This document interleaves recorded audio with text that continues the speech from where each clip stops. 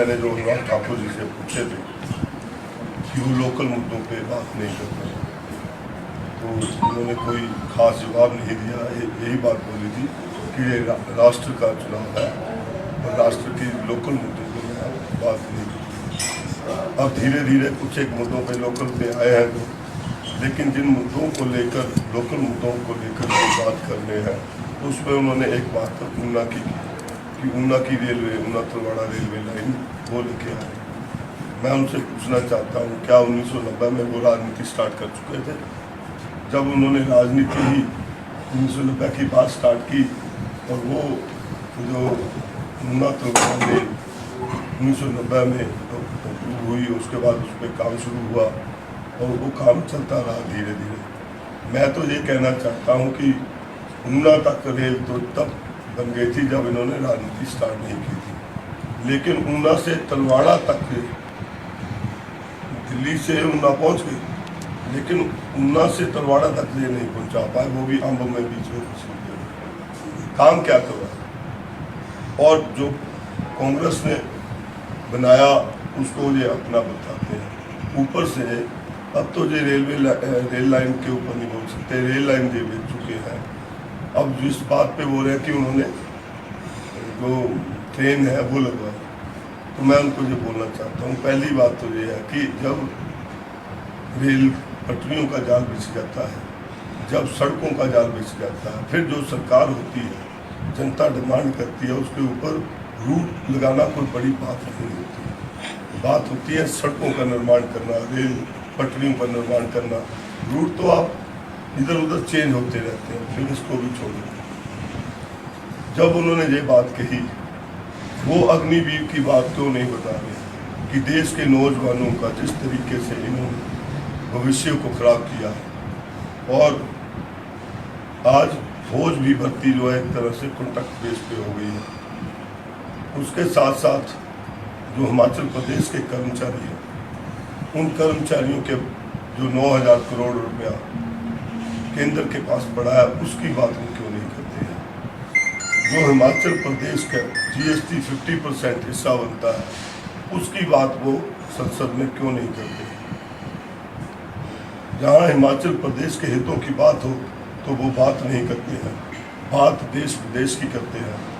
तो मैं उनसे ये कहना चाहूँगा कि आप तो हिमाचल प्रदेश और हमीरपुर संसदीय क्षेत्र के लोगों से वोट मांगने का अधिकार भी नहीं रखते, क्योंकि आपने ये कहा है कि लोकल मुद्दों पे वो बात नहीं करेंगे। आप चुनकर जाते हैं हमीरपुर संसदीय क्षेत्र से, हमीरपुर संसदीय क्षेत्र के 17 विधानसभा क्षेत्र के लोग आपको वोट डालते हैं। आप उनकी बात अगर संसद में उठाएंगे नहीं तो लोग आपको वोट क्यों करेंगे? और इसके साथ साथ इन्होंने कहा, मैंने अभी देखा कि एम्स लेके आए। पहले ये तो तय कर लें कि एम्स ये लेके आए हैं या नड्डा जी लेके आए। बार बार बोलते हैं, नड्डा जी बोलते हैं मैं लेके आया हूँ, और अनुराग जी बोलते हैं मैं लेके आया हूँ, और उसके साथ साथ और कई ऐसी योजनाएं हैं जिसपे इन्होंने बात नहीं करी है और ना ये बात करना चाहते हैं। आज यहाँ भी ये इलेक्शन जो लड़ना चाहते हैं वो धर्म के नाम से लड़ना चाहते हैं। धर्म की बातें हर स्पीच में वो बोलते हैं।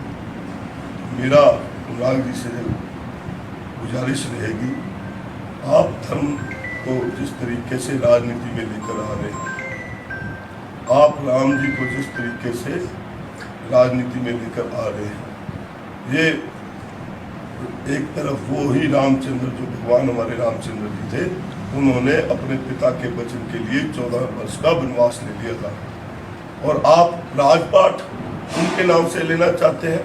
राम के आदर्शों पे तो चलना नहीं चाहते आप लोग, लेकिन राजपाट उनके नाम से लेना चाहते हैं।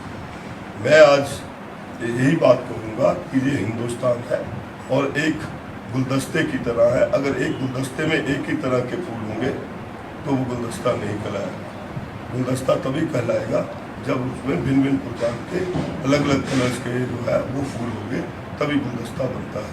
सो मेरी यही गुजारिश रहेगी, राजनीति अपनी जगह है, इस हिंदुस्तान की जो भावना है उनको एकत्रित रहने दीजिए, और राजनीति में अलग अलग धर्मों के लोग हो सकते हैं, अलग अलग जातियों के लोग हो सकते हैं, उन सबको इकट्ठा लेकर चलना ही एक अच्छे राष्ट्र के निर्माण के लिए जरूरी होता है।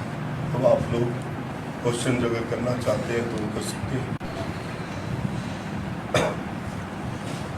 सरपंच साहब, आपका एक वीडियो किसी कर्मचारी के साथ बहस का सोशल मीडिया पे कब का है? उसमें क्या नहीं, कब का है मुझे पता नहीं है, बताइए मैं जवाब दूंगा। वो सब सोशल मीडिया पे है, इस बारे में तो हमें भी जानकारी नहीं। मेरे बहुत वीडियो कर्मचारियों से बहस करते हुए होते हैं। उसका कारण क्या होता है, जब मैं आम जनता का नुमाइंदा हूँ, जब मेरे पास कोई व्यक्ति आएगा और बोलेगा कि पानी की समस्या है और लोग काम नहीं कर रहे हैं, कोई आएगा ये कहेगा कि पुलिस हमारी नहीं सुन रही है, तो आप ये बताइए कि मुझे जिन जनता ने वोट डाली है, मैं उनके लिए लड़ाई लड़ूं या ना? आपका मुख्य मुद्दा क्या है इन चुनावों में? मेरा मुख्य मुद्दा यही है कि हिमाचल प्रदेश से या जिस संसदीय क्षेत्र से हम वोट लेते हैं, उसी संसदीय क्षेत्र और हिमाचल प्रदेश की आवाज़ जो है दिल्ली में उठाना। ये सारे मुद्दे जिनके ऊपर आज अनुराग ठाकुर ने, चाहे एनपीएस का मुद्दा हो जो 9,000 करोड़ रुपया हमारा बनता है, चाहे वो अग्निवीर हो या और भी हिमाचल, चाहे वो भाखड़ा बांध विस्थापित लोगों का मुद्दा हो, वो कभी अनुराग जी ने नहीं उठाया, चाहे वो पौंग बांध विस्थापित लोगों का मुद्दा हो, वो उन्होंने नहीं उठाया। मकसद सिर्फ यही है कि आप जिस विधानसभा क्षेत्र से या जिस संसदीय क्षेत्र से जीत कर जाते हैं, आपको उस संसदीय क्षेत्र की बात जो है संसद में उठानी चाहिए और हम उठाएं। आपका क्या विजन है हमीरपुर पार्लियामेंट काउंसिल? विजन एक ही है कि हिमाचल प्रदेश के हर मुद्दों को उठाना और उसके बाद जो अपने प्रदेश को, अपनी संसदीय क्षेत्र के जो भी प्राइमरी मुद्दे होंगे उनको उठाकर और उस तरीके से काम करना। जैसे आप विजन की बात करते हैं तो विजन के नाम पे आप ऐसे ही आपने अनुराग ठाकुर जी से सवाल किया होगा तो उन्होंने बोल दिया होगा कि मेरा विजन है हमीरपुर में रेल लेके आना। तो अभी तक हमीरपुर में 1 इंच रेल नहीं पहुंची, तो उस तरफ मुड़ी भी नहीं। 1,000 रुपया मिला है उसमें। और विजन बनाना अलग बात है। विजन की बात मैं एक ही करूँगा कि अपने संसदीय क्षेत्र के हितों की रक्षा करना, अपने क्षेत्र के हितों को साधना और जहाँ पे जितने भी हमारे लोग हैं उनके मुद्दों को लेकर आगे बढ़ना और हम हिमाचल प्रदेश को निर्माण के लिए जो हिमाचल प्रदेश के हक है जो केंद्र सरकार नहीं दे रहा, उन हकों की आवाज़ जो है संसद में गूंजनी चाहिए, जो कि अनुराग ठाकुर ने कभी नहीं उठाया। आपकी एक बात बार बार आपने मंचों पर कही है कि वोट आपका लूँगा तो बात भी आपकी करूँगा। इस को कैसे आपको लगा? मैं इसको ये इसलिए बोलता हूँ, जैसे कर्मचारियों की बात अनुराग जी ने कभी नहीं उठाई। जैसे आपदा आई, आपदा में हमारा जो नुकसान हुआ उसकी कोई बात नहीं करी, ना मोदी जी से करी, ना संसद में उठाई। और इसके साथ साथ जो हमारे अग्निवीर जैसे मुद्दे थे, जहाँ पे हर तीसरा या चौथा घर फौजी का है, उनके बच्चे, जहाँ आने वाला हमारा भविष्य है, जो हमारे बच्चे हैं, उनके हितों के साथ जो सरकार खेल रही है, उसके बारे में अनुराग ठाकुर जी ने कभी कुछ नहीं कहा।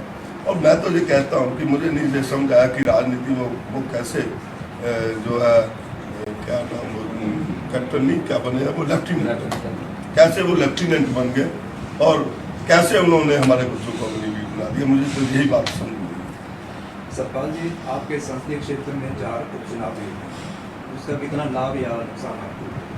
उसका लाभ ही मिलेगा। और मैंने एक बात आपको बता दूं, जो बात धवाला जी ने कही थी, जिन्होंने हिमाचल प्रदेश के जो भाजपा के अनुराग ठाकुर जी के पिताजी प्रेम कुमार धूमल जी थे, हमारे आदरणीय है, सम्माननीय है, उनको मुख्यमंत्री बनाया था, आपको याद होगा। उन्होंने एक ही बात बोली थी कि ये 9 आपके जो लोग लेके आए हैं, ये 9 ग्रह है। तो आप यही सोच लिए कि ये बात जो उन्होंने बोल दी, जिन्होंने हिमाचल धूमल जी को हिमाचल प्रदेश का मुख्यमंत्री बनाया था, जब उन्होंने ये बात बोल दी कि जो 9 ग्रह लेके आए हैं जो इनको ले डूबेगी, तो वो बात मैं बता देता हूँ, इसका फायदा जो है कांग्रेस को भी होगा और आज तो हालात ये है कि अनुराग ठाकुर जी ने एक मंच पे बोला कि इनका बहुत आधार था, इसलिए इनको लाया गया, इसलिए इनको टिकटें दी गई। तो मैं पूछना चाहता हूँ कि धवाला जी का कोई आधार नहीं था, कंवर साहब का कोई आधार नहीं था, और इसके साथ साथ जो बाकी लोग जो जीत कर आते थे उनका कोई आधार नहीं था। जो बिके हुए लोग थे वो आपने लीडर बना दिए, और जो आपके कर्मठ कार्यकर्ता, कर्मठ लोग, ईमानदार लोग, उनके हाथ में आपने थोड़ा बना दिया। ये ऐसे लोगों का अगर ये लेके आ रहे हैं तो हम तो अपील कर रहे हैं भाजपा के कार्यकर्ताओं से भी कि बात आज ये नहीं है कि कौन सी पार्टी जीतेगी, बात ये है कि राजनीति का जो दौर है वो किस ओर जाएगा।